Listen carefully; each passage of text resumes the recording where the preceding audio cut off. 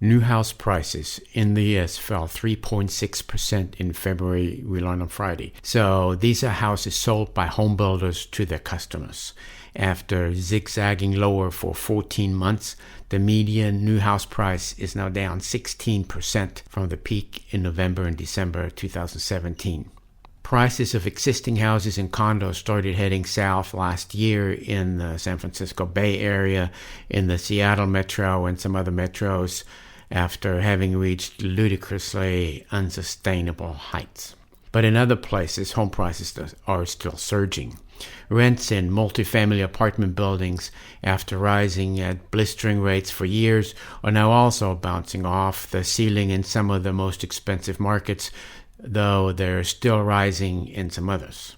In a world obsessed with sitting on your butt while getting rich off asset price inflation, and that's what rising home prices are, an environment where home prices are rising far faster than incomes is considered desirable. So when wages go up 2% a year and home prices surge 8% a year, that's considered desirable in a world obsessed with getting rich of asset price inflation.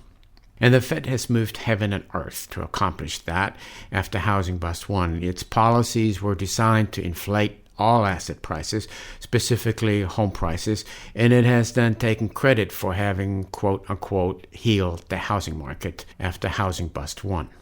But someone has to pay for it. While this feeds the finance and insurance sector, which now accounts for over 1/5 of the U.S. economy, and the real estate sector, it also comes at the expense of the majority of the real economy. But trying to unwind inflated home prices, either slowly over 2 decades as in Japan, or over 4 years as during Housing Bust 1, also hurts the real economy.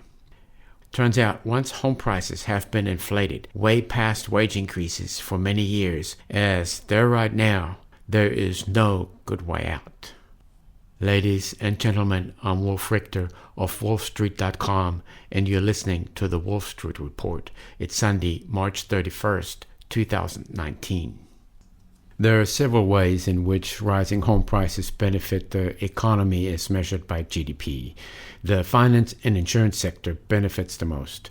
This sector is the largest sector of the U.S. economy. Its size is now over 1/5 of GDP. And this includes the entire mortgage industry, from the credit unions to the biggest bank to the huge non-bank mortgage lenders, the mortgage brokers, etc. That all benefit from higher interest payments and higher fees due to bigger mortgages needed to finance inflated home prices. The federal government is involved in the industry with Fannie Mae, Freddie Mac, Ginnie Mae, and FHA. There are thousands of employees working at these entities backing up the U.S. mortgage industry. The mortgage industry benefits from the origination of mortgages, mortgage servicing, mortgage insurance, and the entire sector of buying mortgages and converting mortgages into mortgage-backed securities and then trading these mortgage-backed securities in special markets. The insurance sector benefits by collecting more premiums on insuring higher home values, and so on. High home prices also tend to push up rents, though rents face a tighter ceiling and cannot follow home prices up all the way. GDP benefits also from homeowners being able to draw equity out of their house, so using the house as an ATM. This can be done either via home equity lines of credits or cash-out refinancing, which is what caused so much mayhem when home prices fell during Housing Bust 1 and helped contribute to the mortgage crisis. But it did provide spending, and consumer spending drives the economy, so yanking out equity from rising home prices in the short term benefits the economy. But the amounts paid for housing, rents, mortgage payments, insurance, property taxes, etc., they all act as a massive burden. They reduce the amount that people have left over to spend on other things. For example, when rent payments consume 60% or 70% of income, then there is not much left over for other things in life. in cases like San Francisco, there's talk of a housing crisis when the median income can no longer afford renting a two-bedroom apartment. When people buy a house and they stretch to buy a house, they have to spend most of their income on that house. And there's a term for that, and it's called house poor. They have a house, but they can't afford anything else. So they're cutting back on going out. They're not traveling to that national park for vacation. They're not starting a family. They're not buying cars. They're not buying other stuff and toys. There's always a price to pay. When prices rise for the seller or the landlord, that's the good part, then costs rise for the buyer or the renter.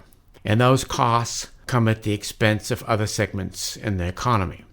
So what really happens when a house doubles in value? What happens is that the house didn't get twice as big or suddenly moved to a location that's twice as good. What happened is that the dollar loses purchasing power with regards to that house. And that's why we're talking about asset price inflation or home price inflation. It's a decrease in the purchasing power of the dollar with regards to that asset. So what happens if this home price inflation and rent inflation has been pushed as far as it can, hits the ceiling and the unsustainable part sets in, or incomes have just not gone up far enough, fast enough to keep up with home price inflation, and people can no longer afford to pay those prices in rents? So there are several options. If home prices fall sharply, and if this is condensed over a few years, such as during Housing Bust 1, which lasted about 4 years, it has terrible consequences for the real economy, for people with jobs, for the banking system. And if the economy is large enough, like the U.S. economy, it has big consequences for the global economy. Housing is a big industry, and if it collapses, as it did during the mortgage crisis, the consequences are massive. The other option is a long, slow decline, as Japan has gone through. It took 2 decades in Japan to bring home prices down from incredibly inflated levels in 1989 to very reasonable levels about 20 years later. But that's not very appealing either, because the banking system suffers very slowly but for a very long time, and other aspects of the economy suffer. And as homeowners and consumers are learning that a home is essentially an expense and not an appreciating asset that will make you wealthy. Home price inflation beyond wage inflation, and that's what we're talking about here. So home price inflation of 8% versus wage inflation of 2% has benefits for only a few years. It's really like a one-way cul-de-sac, so to speak. Once the economic reality forces the market to back out of this one-way cul-de-sac, it hits all kinds of things left and right. And if it goes too fast, the damage can be severe, and it can have a head-on collision with an oncoming vehicle, as it happened during Housing Bust 1, and it can take down the financial system and have terrible consequences. Staying at the end of the cul-de-sac, even if it were possible, also comes at a great expense, called stagnation. The expense of housing is still too high and strangles the rest of the economy, and yet even the sectors that used to benefit from home price inflation, such as the vast finance and insurance sector, they no longer benefit either, and they're now stagnating or declining, and they're carrying the risks, and this combines the worst of both worlds. So it turns out that home price inflation without wage inflation is not a free lunch for the economy, and there is always a price to pay. It's just a question of when and how far this price that we have to pay will spread out over the years. Ladies and gentlemen, I'm Wolf Richter of WOLFSTREET.com. Thank you for listening to the Wolf Street Report.